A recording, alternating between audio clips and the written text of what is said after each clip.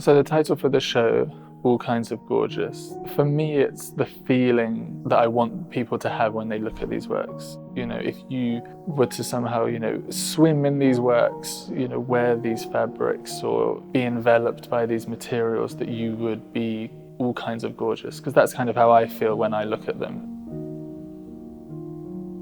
So I'm certainly buying into and kind of paying homage to that feeling. I'm not above admitting that I have that feeling and I am a consumer and I want to feel cool and I want to feel all kinds of gorgeous. But at the same time, I do hope that there is within the work itself, because there certainly is within me, and I hope that it is apparent within the work itself, that this feeling is a little bit shallow, it is a bit hollow, and I want there to be an acknowledgement of that. And I kind of wanted to just push that a little bit further and just, do a repetition. Why do one when you could let's paint two and make that really obvious. Let's paint 4 or 5 or 6, the exact same thing, just to highlight that, there are kind of racks and racks and shelves, all these items that we lust after. There's no shortage of them, and we'll kind of never be full, no matter how many times. The repetition could be 1,000,000 times and we'd still want another one.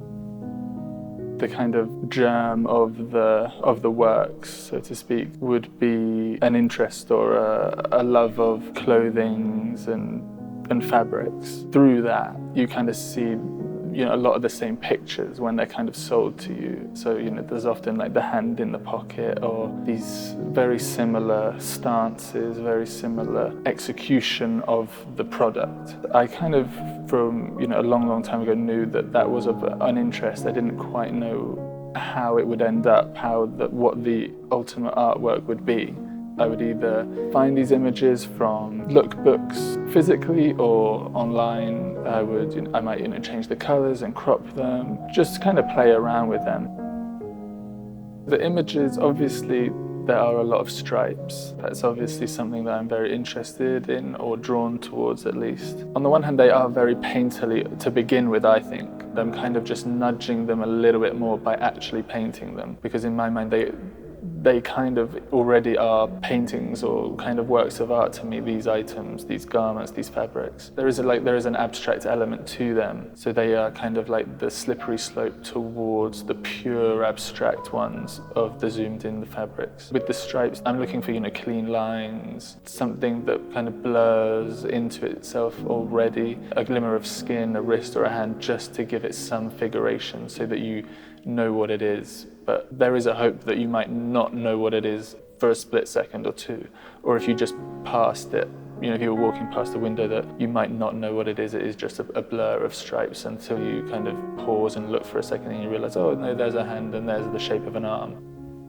There certainly is a cool borderline coldness to certainly the repetition work. For example, there's never any faces. I do kind of want the audience to be able to imagine themselves in these items, and I think if there was a face, even just a little bit, it becomes a portrait, and I don't want them to be seen as that. I want the audience to be able to think, oh, okay, I can see myself in that thing. Walking around the show, there is a gradual, at least in my mind, there is a gradual progression towards the abstract. So there's this purification of feeling as you work, or as you navigate the show, as you navigate the works. They become less, there's not a figure, there's not a hand, there's not a leg. It is just, you zoomed in. It goes from these kind of commercial, advertorial, to just, pure emotion, zoomed in. They're bigger than you now at this stage. Pure warmth, really, pure feeling.